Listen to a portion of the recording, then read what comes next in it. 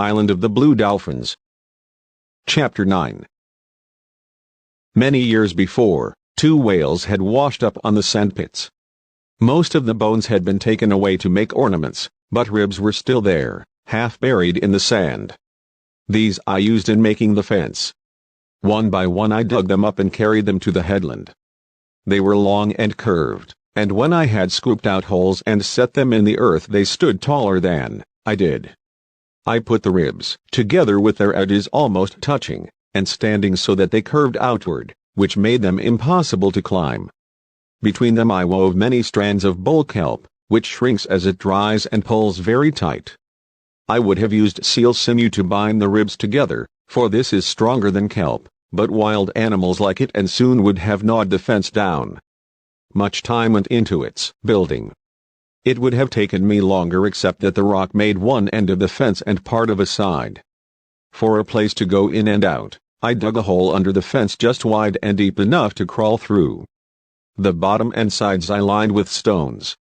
On the outside I covered the hole with a mat woven of brush to shed the rain, and on the inside with a flat rock which I was strong enough to move. I was able to take 8 steps between the sides of the fence, which gave me all the room I would need to store the things I gathered and wished to protect. I built the fence first because it was too cold to sleep on the rock and I did not like to sleep in the shelter I had made until I was safe from the wild dogs. The house took longer to build than the fence because it rained many days and because the wood which I needed was. There were tall trees, but now there were only a few in the ravines and these were small and crooked. It was very hard to find one that would make a good pole. I searched many days, going out early in the morning and coming back at night, before I found enough for the house. I used the rock for the back of the house and the front I left open since the wind did not blow from this direction. The poles I made of equal length, using fire to cut them as well as a stone knife which caused me much difficulty because I had never made such a tool before. There were 4 poles on each side, set in the earth, and twice that many for the roof. These I bound together with sinew and covered with female kelp, which has broad leaves. The winter was half over before I finished the house, but I slept there every night and felt secure because of the strong fence. The foxes came when I was cooking my food and stood outside gazing through the cracks, and the wild dogs also came, gnawing at the whale ribs, growling because they could not get in. I shot 2 of them, but not the leader. While I was building the fence and the house, I ate shellfish and perch which I cooked on a flat rock. Afterwards I made 2 utensils. Along the shore there were stones that the sea had worn smooth. Most of them were round, but I found 2 with hollow places in the center which I deepened and broadened by rubbing them with sand. Using these to cook in, I saved the juices of the fish which are good and were wasted before. For cooking seeds and roots, I wove a tight basket of fine reeds, which was easy because I had learned how to do it from my sister Eulape. After the basket had dried in the sun, I gathered lumps of pitch on the shore, softened them over the fire, and rubbed them on the inside of the basket so that it would hold water. By heating small stones and dropping them into a mixture of water and seeds in the basket I could make gruel. I made a place for fire in the floor of my house, bellowing it out and lining it with rocks. In the village of Ghalazat we made new fires every night, but now I made one fire which I covered with ashes when I went to bed. The next night I would remove the ashes and blow on the embers. In this way I saved myself much work. There were many gray mice on the island and now that I had food to keep from one meal to the other, I needed a safe place to put it.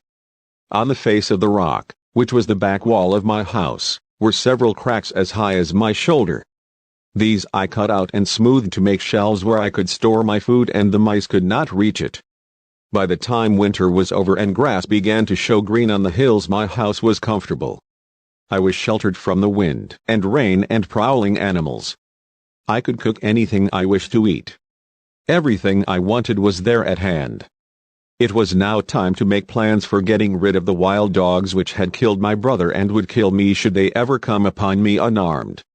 I needed another and heavier spear, also a larger bow and sharper arrows. To collect the material for these weapons, I searched the whole island, taking many suns to do it. This left only the nights to work on them. Since I could not see well by the dim fire I used for cooking, I made lamps of the dried bodies of little fish which we call sai-sai. The sai-sai is the color of silver and not much bigger than a finger. On nights when the moon shines full, these little fish come swimming out of the sea in schools so thick that you can almost walk on them. They come with the waves and twist and turn on the sand as if they were dancing. I caught many basketfuls of sai-sai and put them out in the sun. Hung up by their tails from the poles of the roof, they made much odor, but burned with a very clear light. I made the bow and arrows first and was pleased when I tried them that I could shoot farther and much straighter than I had before. The spear I left to the last. I wondered, as I smoothed and shaped the long handle and fitted a stone collar around the end both to give the spear weight and to hold the spear point, if I could make this point the way the men of our tribe did, from the tooth of a sea elephant. Many nights I thought about it, wondering how I could possibly kill one of these great beasts. I could not use a net of kelp, because that needed the strength of several men. Nor could I remember that a bull elephant had ever been killed with an arrow or with a spear. Only after they had been caught in a net were they killed, and then with a club. We killed many cows for their oil, using spears, but the teeth were not large. How I would do this, I did not know. Yet the more I thought about it, the greater was my determination to try, for there was nothing to be found on the island that made such good spear points as the tusk-like teeth of. I did not sleep much the night before I went to the place of the sea elephants. I thought again about the law that forbade women to make weapons. I wondered if my arrows would go straight and, if they did, would they pierce the animal's tough hide? What if one of the bulls turned on me? What if I were injured and then had to fight the wild dogs as I dragged myself homeward? I thought about these things most of the night, but with the sun I was up and on my way to the place where the sea elephants lived. When I reached the cliff, the animals had left the reef and gathered along the shore. Like gray boulders the bulls sat on the pebbly slope. Below them the cows and their babies played in the waves. Perhaps it is not right to speak of young sea elephants as babies, for they are as large as a man. But they are still babies in many ways. They follow their mothers around, waddling along on their flippers like children learning to walk, making crying sounds and sounds of pleasure that only the young make. And before they will leave the shore and learn to swim, their mothers have to push them into the sea, which is often difficult to do because of their size. Some distance separated the bulls from each other, for they are bad-tempered, very jealous by nature and quick to fight over anything that displeases them. There were 6 of them below me on the slope, each sitting alone like a great chief, watching his herd of cows and babies. The cow has a smooth body and a face that looks much like that of a mouse, with a sharp pointed nose and whiskers, but the bull is different.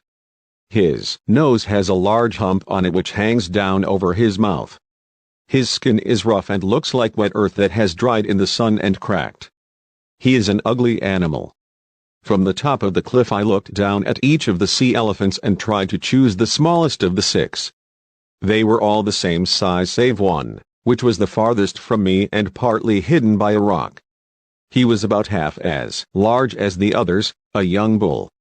Since no cows were playing among the waves in front of him, I knew that he did not have a herd of his own, and for that reason would not be so wary or quickly angered. Quietly I let myself down over the edge of the cliff. To reach him I had to pass behind the others, being careful not to alarm them. They fear nothing and would not move if they saw me, but it was better, I thought, not to put them on their guard. I carried my new bow, which was almost as tall as I was, and 5 arrows. The path was rough and covered with small stones. I took pains not to send them tumbling down the slope. I was also careful not to be seen by the cows, which get alarmed easily and would have warned the rest of the herd with their cries. I crawled behind a big rock near the young bull. I then got to my feet and fitted an arrow to the bow, although I suddenly remembered my father's warning that, because I was a woman,